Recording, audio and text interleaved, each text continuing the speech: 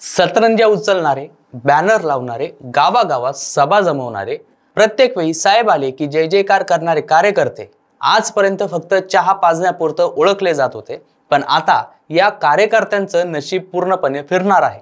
फडणवीस सरकार अशा शिलेदारांना राजकीय सन्मान देण्याच्या तयारीत आहे. म्हणजे काय तर आता ग्राम पातळीवर काम करणारा एक कार्यकर्ता थेट जिल्हा परिषदेचा किंवा पंचायत समितीचा सदस्य होऊ शकतो.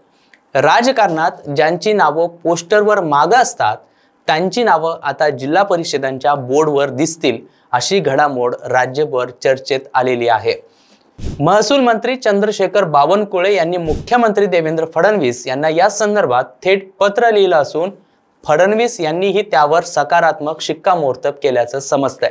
हे फक्त एखादं पत्र नाही, तर वर्षानुवर्ष मेहनत करणाऱ्या जमिनीवरच्या कार्यकर्त्यांना सत्तेच्या सभागृहात स्थान मिळवून देणारी एक ऐतिहासिक सुरुवात ठरू शकते. त्या अनुषंगानेच आजच्या या व्हिडिओच्या माध्यमातून आपण सविस्तरपणे जाणून घेणार आहोत. नमस्कार, मी सूरज कामे आणि तुम्ही पाहताय सत्ते पे सत्ता, म्हणजे थोडक्यात पण महत्वाचं. राजकारणात सर्वात मोठं दुःख काय असतं ते म्हणजे आपण इतकी वर्ष काम केलं पण पद मात्र दुसऱ्यालाच मिळालं.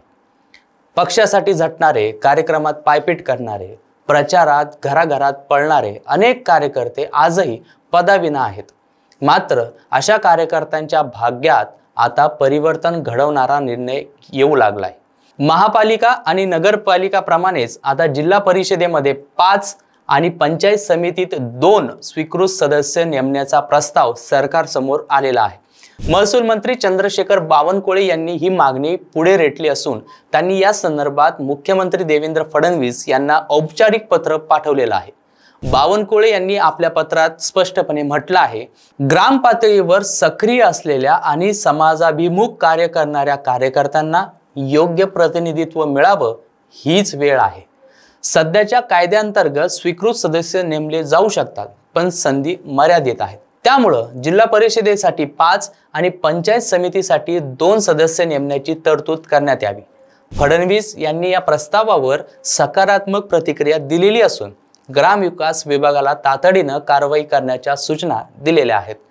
राज्य सरकारकडून जर या सुधारणा मंजूर झाल्या तर ग्रामविकास क्षेत्रात निवडणूक न लढवता समाजाभिमुख कार्यकर्त्यांना थेट विकास प्रक्रियेमध्ये सहभाग होण्याची संधी मिळेल. राजकीय दृष्ट्या पाहिलं तर हा निर्णय कार्यकर्त्यांसाठी मोठी भेट आहे. कारण पक्ष संघटनांना वर्षानुवर्ष बळकट करणारे कार्यकर्ते हेच राजकीय पाया असतात, पण या पायाला कधीच सन्मान मिळत नाही. फडणवीस सरकारचा हा निर्णय म्हणजे पक्षनिष्ठा आणि कार्यकर्त्यांच्या त्यागाचं राजकीय मूल्यमापन करण्याचा प्रयत्न आहे.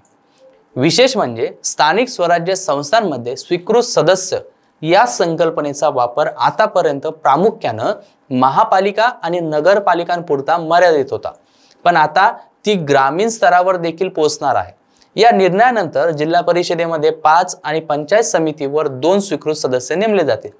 या सदस्यांची निवड संबंधित जिल्ह्यातील प्रशासन आणि राज्य सरकारच्या शिफारशीनुसार केली जाईल.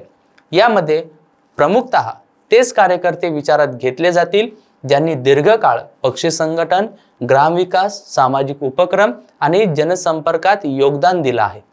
त्यामुळं निवडणूक न लढवता देखील गावात काम करणाऱ्या कार्यकर्त्यांचा सन्माननीय पदावर बसण्याची संधी आता चालून आलेली आहे. चंद्रशेखर बावनकुळे यांनी या संदर्भात आपल्या पत्रात स्पष्टपणे म्हटलेलं आहे की राजकीय कार्यकर्त्याच्या निष्ठेचं आणि समाजसेवेचं योग्य मूल्यांकन होत नाही. ग्राम पातळीवरील काम करणारे अनेक कार्यकर्ते निवडणूक लढवू शकत नाहीत, पण त्यांची क्षमता मोठी असते.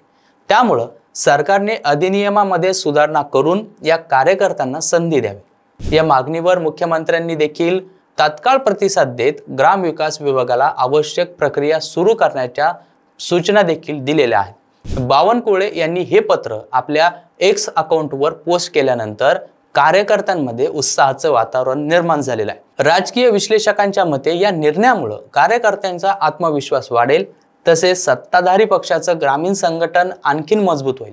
ग्रामीण भागात भाजपला संघटनात्मक बळकटी देण्यासाठी ही संधी कृतज्ञता पद म्हणून वापरली जाऊ शकते.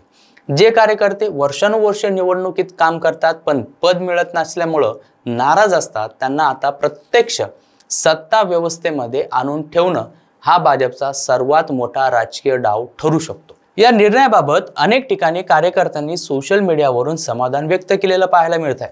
आम्ही इतकी वर्ष गावोगावी पक्षाचा झेंडा उचलला, पण पद मात्र काही आमच्यापर्यंत आलंच नाही। बावनकुळे साहेबांनी आमच्या सारख्यांसाठी आवाज उठवला, हे मोठं समाधान आहे, असं एका कार्यकर्त्यांचं म्हणणं होतं।